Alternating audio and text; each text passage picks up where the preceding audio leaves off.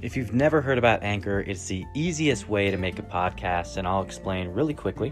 My favorite part, it's free.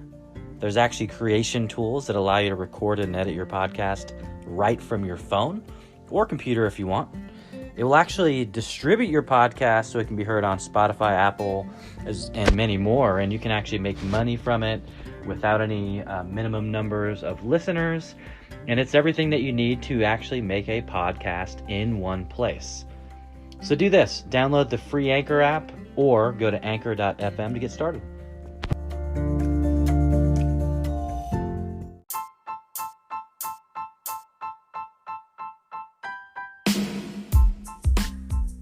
Hey everybody, can't wait for you to hear this episode with Noa Ronen. She's a mother, she's a coach, she's an author, an all-around great human. I can't wait to talk to you after the episode. Hello, everyone, and welcome to the Blaze Your Own Trail podcast. I'm your host, Jordan Mendoza, and I've got a very special guest today. Her name is Noa Ronen, and I'm going to give her just a second to give us a quick intro into who she is and what she does. So, hey, Jordan, thank you so much for having me with you today. And I am an executive coach and business coach, and I'm also an author and keynote speaker. And I speak about and talk about and coach about and write about how can we shift from doing leadership to being leaders. And I encourage business leaders and executives and individuals to never settle on the norms, kind of like blaze your own trail to create the change that you care about. And sometimes, many times, to create the change you care about, you need to dare. And that takes a lot from you. And I believe that actions alone to create the change you want. You need to learn to become aware of your emotions and thoughts, and then learn how to identify when they are positive and create momentum for you and influence and impact, and when they're getting your way. Because if you don't create that awareness, you work on autopilot and then you become frustrated. And that's when sometimes I hear business people who tell me, or leaders who tell me, I do everything, but I don't see results, or I don't see consistent results. So it's the learning of how you engage the being, the thoughts and emotions with the actions that you're taking. So that's it. For now, at least. Awesome. Well, I definitely appreciate you sharing that. And so, on my show, I always want to get context into how you got to where you are today. So I like to rewind. And so we're going to jump back into childhood. So can you give the audience some context of, where you grew up, and I'm talking about, the formative years of elementary, middle school, and then we'll jump into high school after that. Oh, wow. Okay, so I will start with probably a question that pops into people's mind when they listen to me. And that's the question that I hear many times, almost every day. Where is she from? So I'm originally from Israel, and I grew up in a little town in Israel. It was more village, a lot of green fields outside. And I was not really a tomboy, but I was an outdoor child. I was outdoors playing with animals and walking in, alone in big fields, having fun, a lot of imagination games in a way. And there was also the Noa, the social Noa in elementary school that very early, I think even in the kindergarten, I already knew that I am kind of like a leader, that every time I suggest something, kids are following me and being acknowledged as the leader by teachers of leading different activities. So that's, when I look back in life, I can see, especially as a younger child, that I just knew that I was a leader. If I look at the family part, I was the youngest of four, and my 3 older siblings are much older than me, so they were kind of like a close club. So there are some places that until after today, I feel like I'm a bit different. And especially I live that since we moved to the US. So I hope it makes sense, that the picture I am sharing with you. Absolutely. Okay. And so, where did you go to high school? Did you go to high school in Israel, or did you Yes. already move out? Okay. So you went to high school in Israel. So Yeah. what was that experience like there? You know, because for the audience, I want to give them context. So in Israel, when you're in high school, Yeah. do you speak Israeli, or are there components of English that are integrated in schooling there? I'm very curious about that. So second language you start when you are, I think, second or third grade, and today I think they start even earlier. So you start with English very early, and it's not as deep, but in high school you definitely learn English. Then in university, most of the material is in English. English is very strong. Even today, there is kind of like a movement of stop speaking English while you speak Hebrew, because people start engaging it into their modern conversation in a way. So there is a pushback of speak Hebrew and stop engaging every second word in English in a way. So some even, just to give you a culture perspective, some of the Israeli startups email each other in English, not even in Hebrew. Still, the languages are very different. So high school wise, it's not around the sports teams like here. Raising kids here in high school now is very different. We moved with 2 little kids. So it was, I was already married when we moved to the US. It was 14 years ago. So high school there is not exciting. It's just like you come to school, you go to school, nothing really, it's mostly, when I see my kids' high school today, I tell them, you're really lucky kids. You don't appreciate it, because my high school was really not exciting experience, not a lot of choices. You just come, you study, you do your thing. I think the main difference is that during the day, there is much more ability to social. There is recess time where we can play outside. Boys will play basketball and girls, and there is time to social that I don't see as much here with kids, unless you go to the sports team and do the after school activities. So we had that opportunity during school time with recess. We had recess every 45 minutes. So that's awesome. Time to gossip and to, yeah. That is awesome. Okay. And so when you were in high school, did you know that the next step for you was university? Was that something that you wanted to do for yourself, or was that something that, your parents were, drove you to go? I'm very curious to just hear, because I think Yeah. everyone's situation's a little bit different. Yeah. So in Israel, you have to go to the army. So 18 to 20. So for girls go to the army for at least 2 years, and guys go for 3 years, unless you become an officer and then you stay in the army.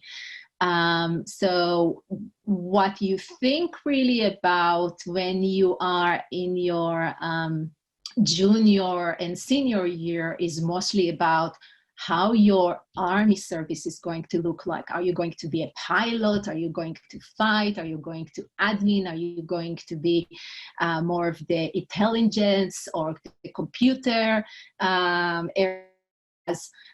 So there is a lot of thought, not about university. You actually take the time off from thinking about it, and you think more about how your army service is going to look like. And for me, there was a specific job that I wanted to do in the army, and I had to go to a special assessment evaluation to see, it was in the training area, to see if I have the skills. I had to come for a whole day and be assessed if I have the skills to stand in front of an audience and train them and lead them in activities. And I had to sign extra 3 months to get a special training to become a trainer in that area, which was awesome. And it goes with me until today. All the training that I got there really led my way to a lot of things that I do today, because I stayed in the training area. Even today, I do workshops, and yeah. Okay, that's great. And so, thinking about your experience in the Army, was there someone that was influential for you? Maybe a mentor, or maybe a sergeant, or somebody that, if you really think about it, you feel like it was a big contributor to a lot of the successes that you have today?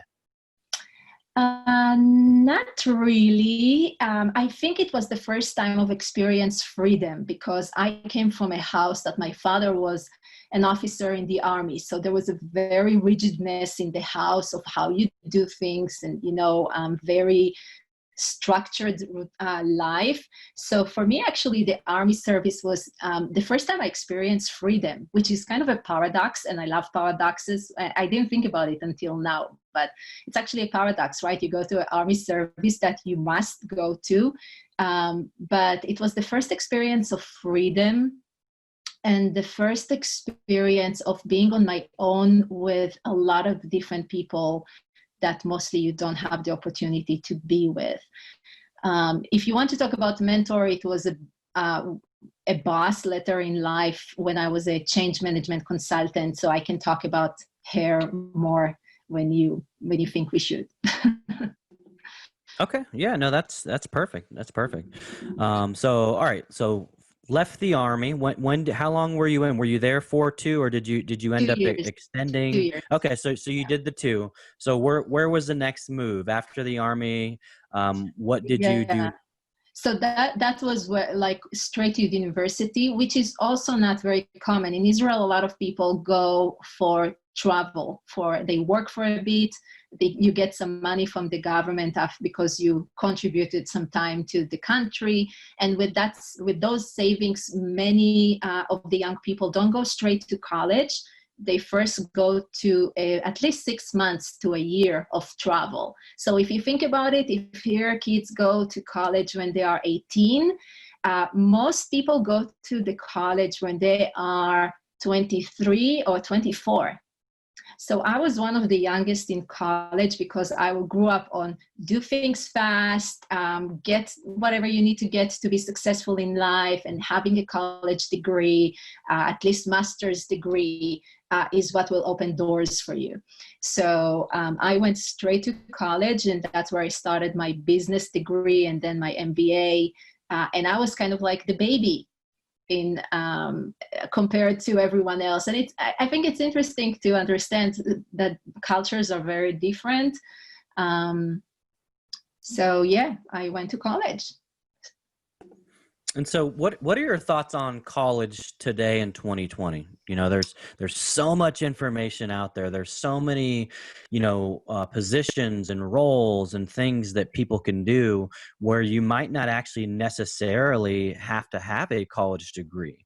So what are your thoughts on, like, the education system here in the States versus Israel? And also, what are your thoughts on, if your kids said, hey, Mom, I don't know if I want to go. I think I want to be a creator. I think I want to do this. Can you give the audience some context into what you think about that? So it's actually my reality right now, because I have a junior and a sophomore, and there are lots of conversations about that. So yes, college is very different here in Israel.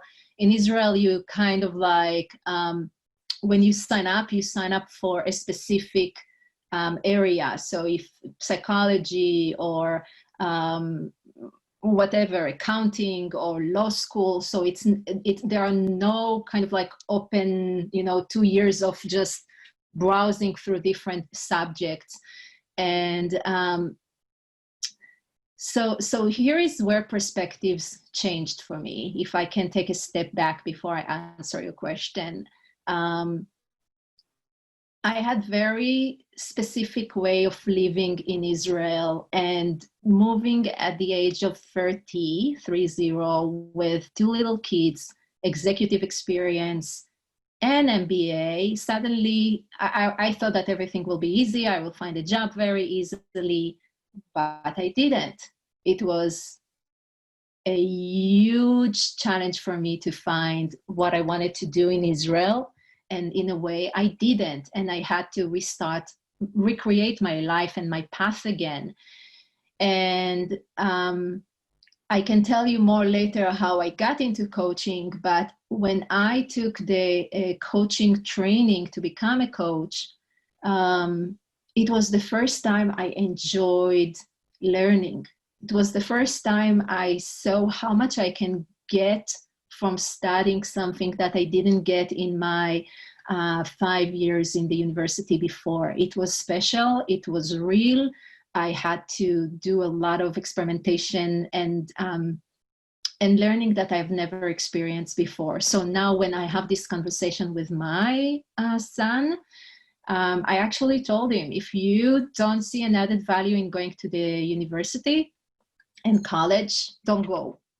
Go and explore something else, because I find more and more, what I do as a coach, people come to me in the age of 40 and 30 and 50 and 60 and tell me I always did what the tribe or the people around me expected from me, and now I want to do my thing. And then we start blazing their trail.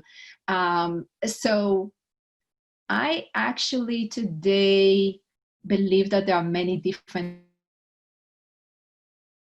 It depends how motivated you are to do that, and with how much kids need to pay today to go to college. I think that it's not always the only decision. And actually at the age of 18, I think it's very hard to know what you want, stressful. And there is a lot of stress that is being put on them from the age of 13 and 14 to make that decision, which I think it's just crazy, because I sit with people at the age of 40 that don't know what they want to do.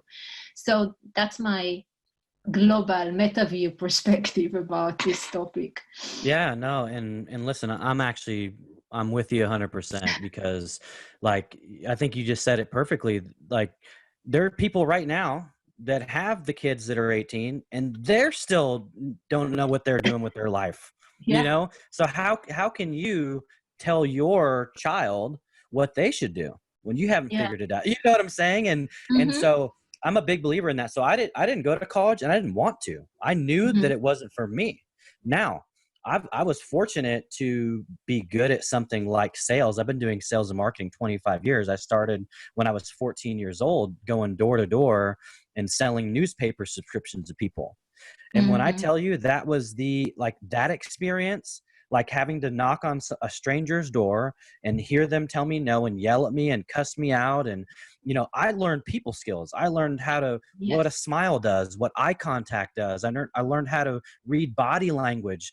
And that experience has literally paved the way for every role that I've ever been in. It helps me in my corporate role. It helps me in my consulting business. It helps me with my podcast. It literally has helped me. And there was $0 investment, but my time went into that, And so when I look at it and I think about it, because people are like, you don't have a college degree. Well, how did you get the job that you did? Like, I started at the bottom, right? I had to start at the bottom and work my way up the ladder. Right. And some people say, I would rather get a degree and so I get the job that's already paying high. But that's a false expectation, because most people, guess what? You've got a degree, but guess what you don't have? You don't have the experience. So now you're at the bottom with all this debt, and I'm at the bottom with no debt. Right. So I actually am a believer in the way that I have a freshman in high school. That's our oldest. We have 4 kids, right? And we are expecting our 5th at the end of June. Yeah. So in addition to all the things that I do, I'm a busy dad as well. And my son's a freshman, and he's very similar to me. He doesn't really enjoy it. He knows he has to go do it. And I told him, listen, what's going to make me happy is that you're happy. I don't care what you do. Your happiness is the most important thing. So if you want to be an entrepreneur, be an entrepreneur. If you want to be a juggler, I don't care. All I want for you is to be happy. Yeah. So I tell life, it's not mine, and you need to wake up every day and be in that college space or workspace. I will not need to be there. So it's not important what I think. I can share my opinion if you ask me for it. But actually, it's very funny because sometimes I'm invited to panels, to speak as a panelist about my experience with my business and my perspectives, which are a bit out of the box than other people. And so in one of the panels, there was a person, one of the panelists said, I didn't I didn't take MBA, so I didn't know how to start my own business. And then I said, well, I do have MBA, and it didn't help me a bit with starting my own business. So I believe that this is really a lot of stuff that we do today is about experience. And actually, what's happening right now with the COVID-19, the education system will change dramatically very soon. So yeah, it's hard for me to sit with my child and tell them I truly believe in this system 100%. Still, I respect their decision and where they will decide to go. Yeah. That's awesome. All right. So finished up university, and when did you make your way to New York? You said it was 30 years old, but what year was that? When did you head to New York? 2005. So I worked in human resources and management, consulting roles with corporates in Israel. And then at the age of 30, my husband got a job opportunities in IT area, and we decided to go for it. It wasn't the perfect time for me, and it's never a perfect time to go for a 2-3 years relocation experience. But I felt that as a family, I felt that it's going to slow down, but as a family, I felt that we can get so much. So we decided to do it, and took 2 little kids and ourselves and moved to New York City and lived in Brooklyn for 8 years. So 2005. Okay. So you get to New York. Had you been to New York prior to moving there? Just once, being pregnant with my older son, and really liked it, but you don't truly understand what does it mean to live in a different country. You think and I think this is the main thing I talk about with people about change, is that no matter how of a control freak you are, you think how the change is going to look like. You can design all the scenarios you can think about, but then in reality, the change looks very different. And I think we experience that right now with the COVID-19. We think we know how it's going to look like, but we don't really know how it's going to look like. So it was a big change for me. Yeah. And I teach a 6-month leadership program, and one of the classes is on change management, change acceptance. Right. And the one thing that I've always realized about change is that, people aren't against change, right? Because we change every day. Like we've both changed since we've been on this interview. Right. But what people don't like is being forced into that change. When Right. you're just shoved into it, people don't like that because they're not in control. Because change really has to come from within. We have to want to change. Exactly. Right. It's gotta be something that we've actually committed to. Yeah. And so what was your first role like in New York? And what are some things that you learned in that role that has really helped you with the type of work that you do today? So actually my first role was to be a mother, to stay at home. And that was really hard for me. I was not used, I was always working, and suddenly being at home felt like I am slowing down. And rather than, being present with the moment and being grateful that I have the time to be with my kids, I complained a lot. And then I started working in an Israeli nonprofit, which the only reason I went to work there was because the executive director told me, it's not 100% what you want, but I can see the you are, and I know we can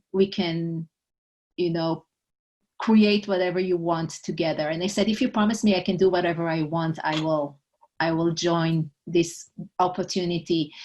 But here is what I learned from that job, that it was not fulfilling, it was not exciting, it was too small for me. And I was trying in any way outside work with studying and trying, very, I thought was creative then, to go and do what I did before, which work in human resources. And when I failed in every way, I decided that it's time to give up. It got into a point where I tried to take a certification for human resources, and I failed that exam twice. And I'm sharing this story, and I share a lot of messy stories from my life, because I believe that's what can, I hope, hopefully it will inspire someone that is was or is in the same situation like me, like I was, that taking that day when I failed the second time, I remember every moment from that day, and me leaving that space knowing the second time after for 6 months studying for that exam to pass that certification. And that was the moment when universe was telling me, Noa, stop trying to live in your past. It's time for you to start being present with your life so you can create a future you want. And that was a shifting point for me. That was a shifting point from a very low place. I remember where I ate, it was an ugly place. Everything was horrible that day, but it was that low moment in my life that I needed probably to get there and bump my head into the wall and fight with everyone and everything, that I will get into that moment and say, okay, it's time to shift. And it's not at the moment I said it's time to shift, everything right away shifted for me, but it was the beginning of recreating my life and saying, okay, you will not have what you had in Israel, and you have to start creating for yourself a new reality.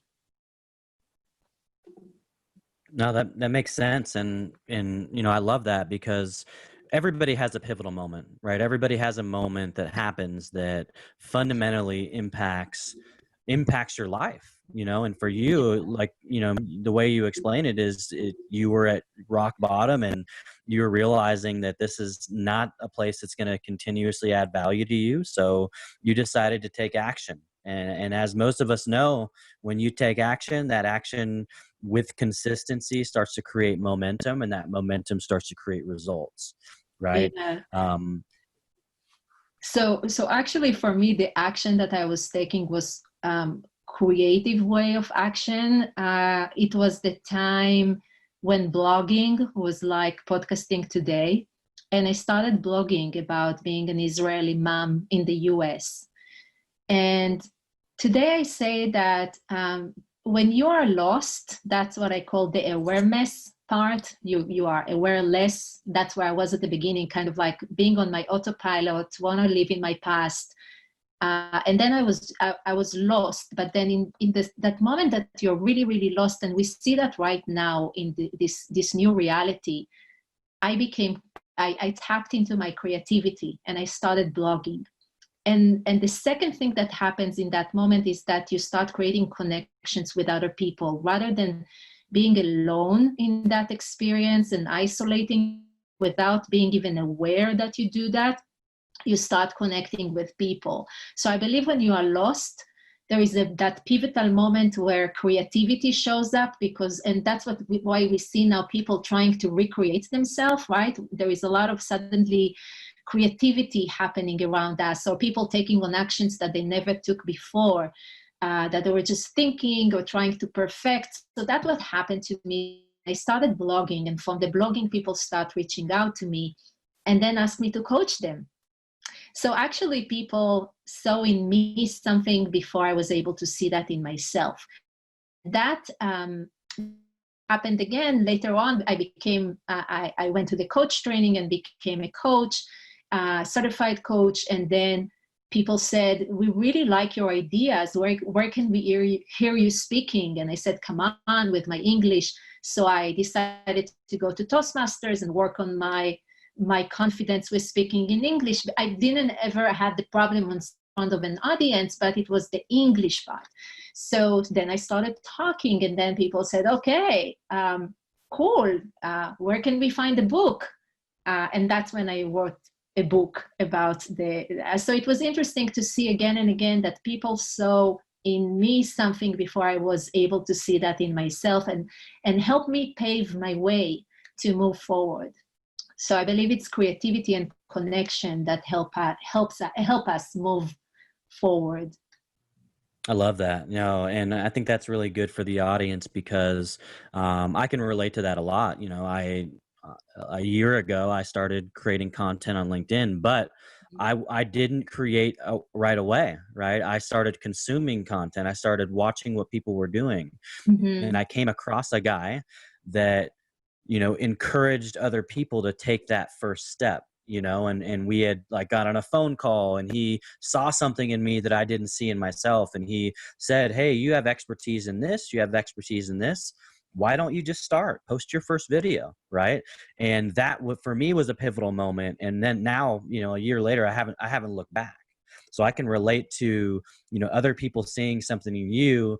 And then, once they do that, that gives you this kind of new lift, right? This confidence to say, maybe they're right. Why not me?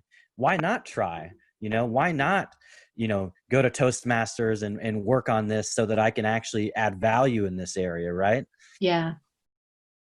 Yeah, and it's amazing. I play with the word be, right? Because I talk about the being of leadership. So I do believe that believing, when you believe in another person, when you believe in yourself, it shifts your energy dramatically. And that's what happened to me. Rather than fighting with the world, with myself, with my fears, I was able to move into action. But here is the deal. When you don't believe in yourself, you take action, but you don't see results. And that can be very, very frustrating. And having that component of believing in yourself is what creates dramatic change. Absolutely. Yeah. Because and if we shift that to something like sales, right? Mm-hmm. What happens if you're a salesman and you're not confident in your product? People don't buy it, right? Because it's almost like a scent. You can almost smell that they are not either bought into what they're selling, or they're just not confident. And so sales don't happen. I remember being brand new in sales. I didn't sell a single thing the first day. I almost didn't go back for day 2, but I'm glad that I did, because I've had a long, 25 years career in sales and marketing. But I wasn't nobody bought anything. So of course my confidence, everybody told me no that first day. And so it's sometimes it's hard, right? It's hard when you let that get to you. So I had to really shift my perspective and realize that, what if I shifted it and said, instead of no meaning no, maybe it stands for next opportunity. And so that made me go out and search for no's, and any yes that I got was just a bonus, Yeah. But I think for us as humans, that's an easy place to get. A lot of us can get caught in our own heads. In our own heads and in our own emotions. It depends, where we go. But I came from human resources. So when I went to interviews here in the US, I knew what I need to say, how I need to show up, but it's the same, right? You sell yourself. So externally, I was doing everything right. But internally, there was a voice that was telling me, no one will hire you with your lousy English. So people smell that, people can sense that, and no matter how much they say fake it until you make it. Yes, and you need to believe internally that what you're faking, you will make it, because if you don't, it's too big of a gap. And that's why I say that it's so important to know what's going inside rather than pushing it away and say, I'm going to keep just doing. No, you can't just do, because you will stay with the same results that you don't want to see.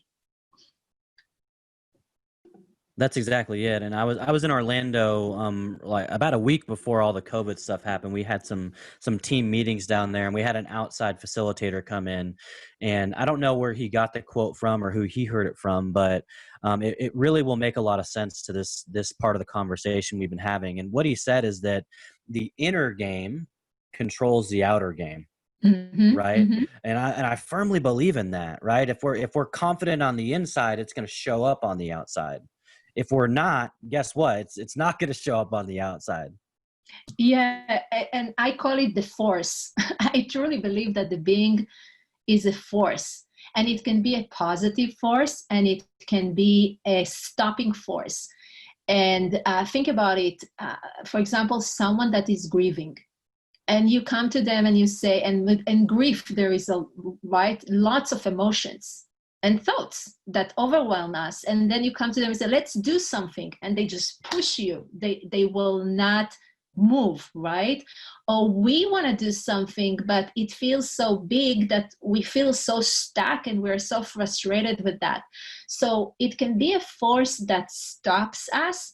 And by the way, you talked before about change. So one of the things I am working with executives, they don't realize that the unconscious experience they are having is that when they want to create a change, and it can be an amazing change, that doesn't mean that it's bad, but they come into the room and they push it on people, and there are emotions in the room that they ignore, or thoughts in the room that they ignore, and people just resist them strongly.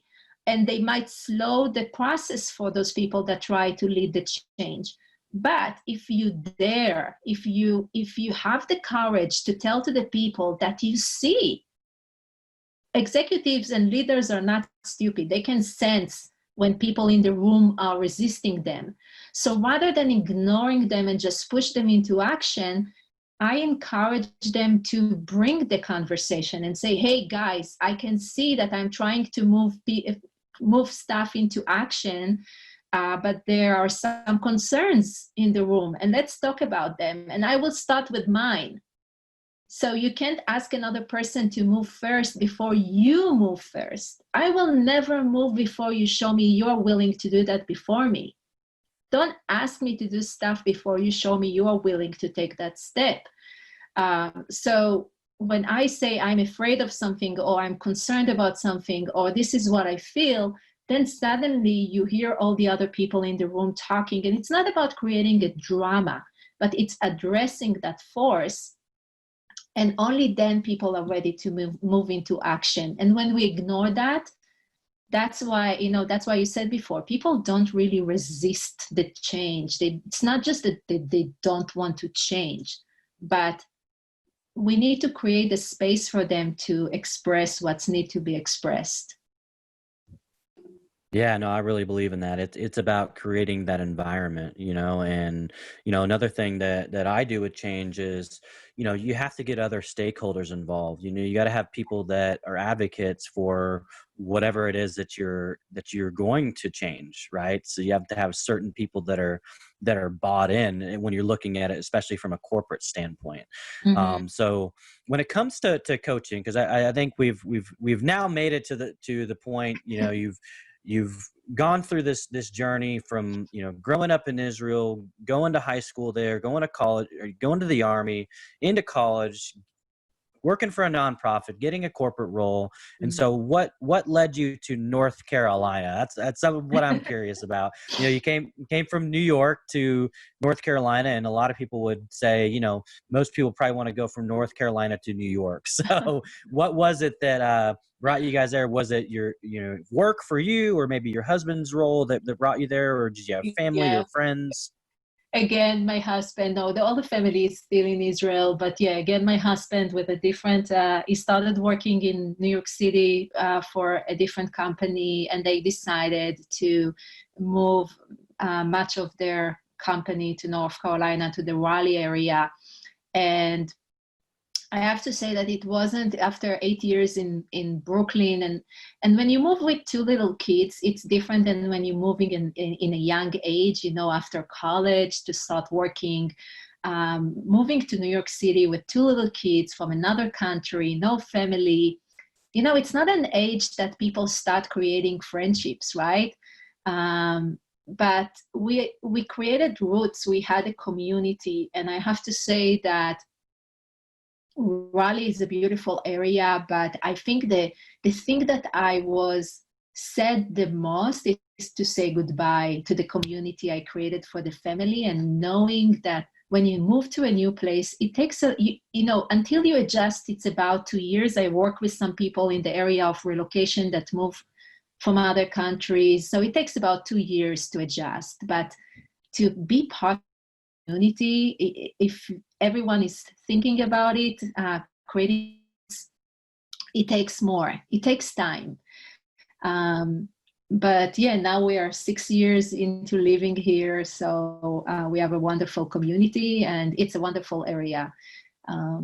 Yeah, so I learned a lot about myself in this move.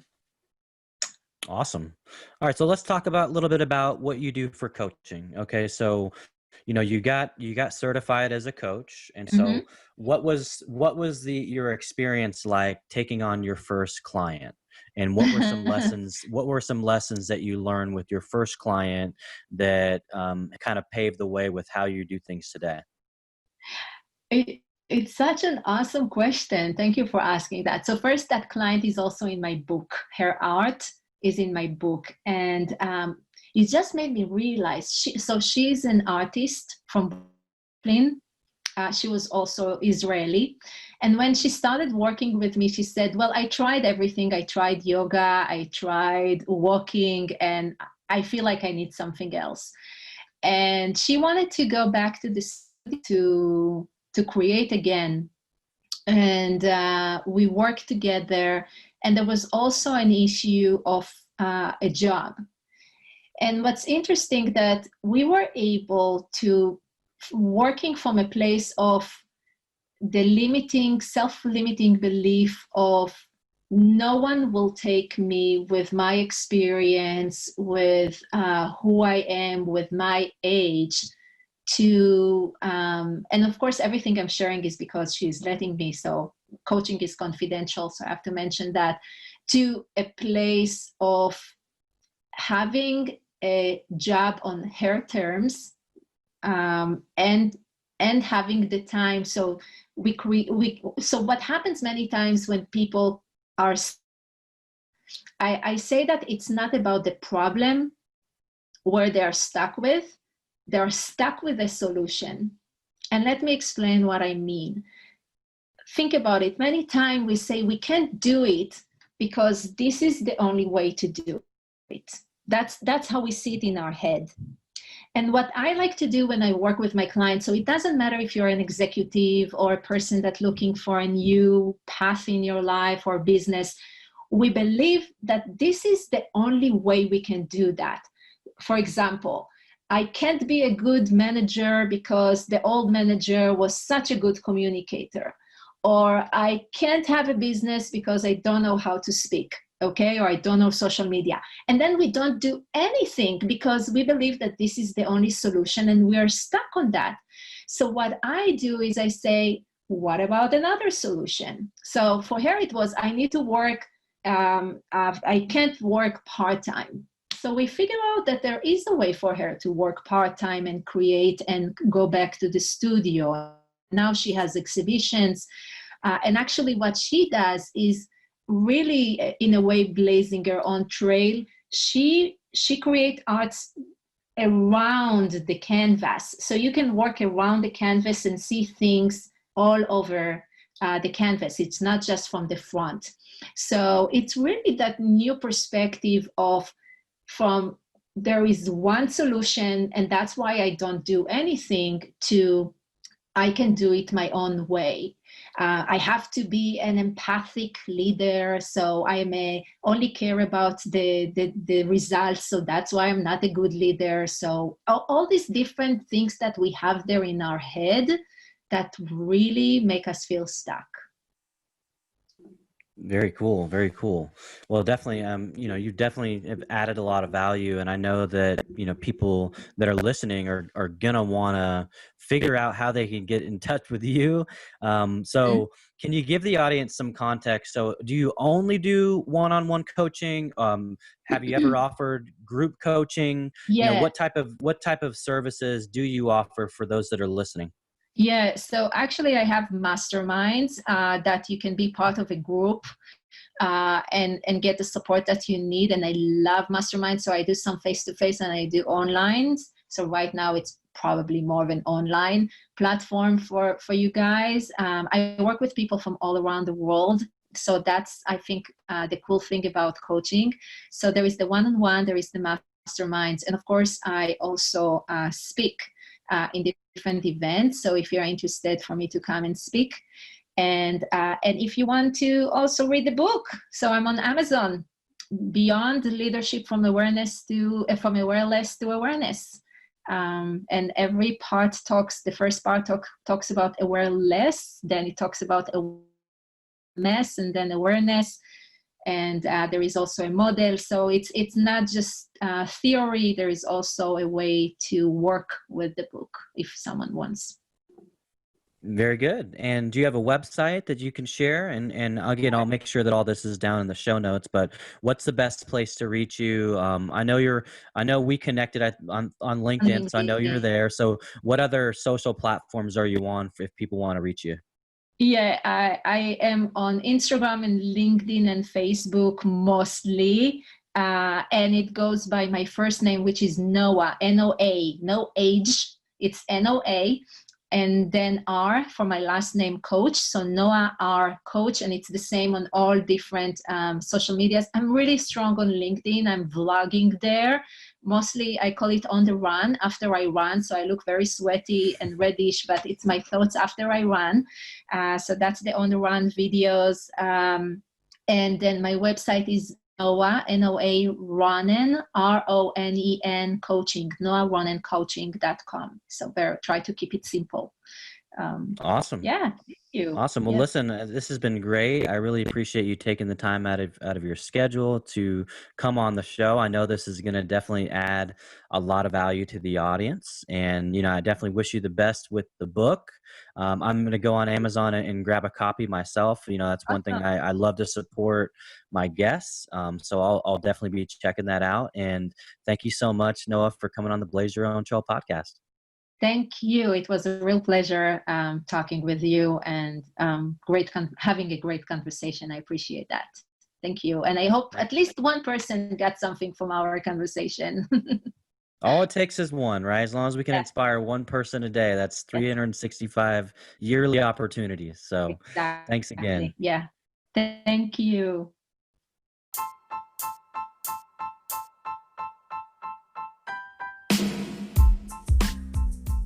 Wow, what an awesome episode with Noa Ronen.